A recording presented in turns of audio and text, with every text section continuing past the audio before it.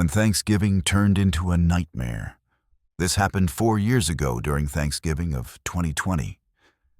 I was 23 at the time, and like most people that year, my family had decided to keep things small. Just me, my older sister Emma, and our parents at our childhood home in rural Pennsylvania. The kind of place where your nearest neighbor is half a mile down the road, and the only sounds at night are wind through the trees and the occasional deer rustling through the yard. My parents had this tradition of cooking everything from scratch, the whole deal. Turkey, stuffing, cranberry sauce, pies, all of it.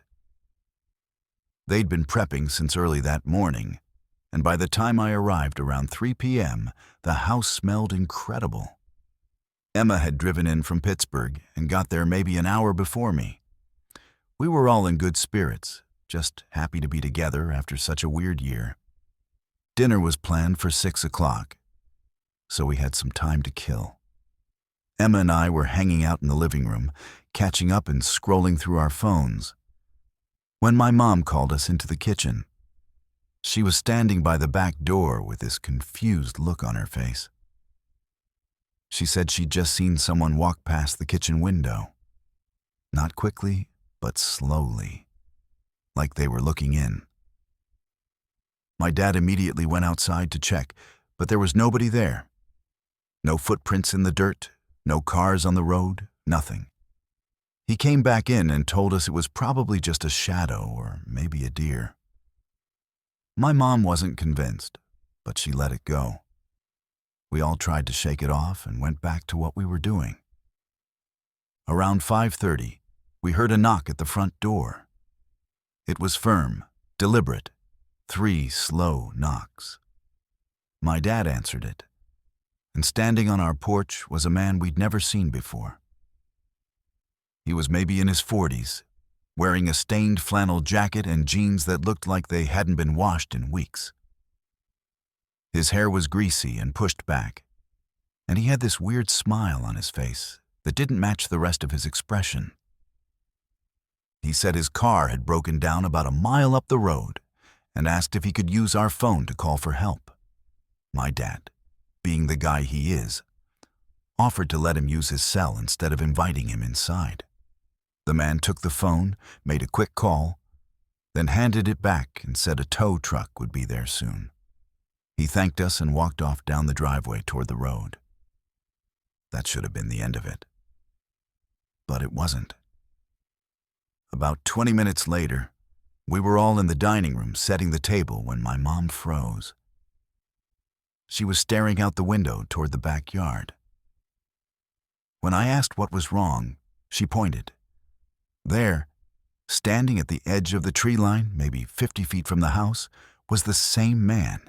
He wasn't moving, just standing there, staring directly at the house. My dad grabbed a flashlight and went outside, yelling at the guy to leave. The man didn't respond. He just turned slowly and walked back into the woods. My dad came back inside, locked every door, and told us to stay away from the windows. He called the non-emergency police line and explained what was going on. They said they'd send someone out to check the area, but it would take at least 30 minutes since we were so far out. We tried to go back to normal, but the mood was completely different now. Nobody was hungry anymore. Emma kept pacing, and my mom was checking the locks every few minutes. I was sitting in the living room pretending to watch TV when I heard it. A scraping sound coming from the back door. I muted the TV and we all froze. The sound came again, slow and deliberate, like someone was dragging something metal across the wood. My dad motioned for us to stay quiet and grabbed a kitchen knife. He crept toward the back door and looked through the small window. He went pale. The man was standing right there, inches from the glass, staring in. My dad yelled at him to get the hell away from the house, but the man didn't move. He just kept staring with that same unsettling smile. Then, without warning, he started rattling the doorknob violently, over and over. My mom called 911 this time, her voice shaking as she explained what was happening. The dispatcher told us to lock ourselves in a room and stay on the line.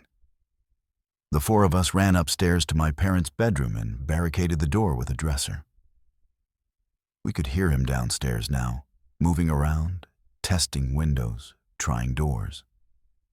At one point, we heard glass shatter. He'd broken the small window next to the back door and was trying to reach through to unlock it. My dad was gripping the knife so tightly, his knuckles were white. Emma was crying quietly, and my mom was still on the phone with 911, begging them to hurry. Then everything went silent. We waited, barely breathing, listening for any sound.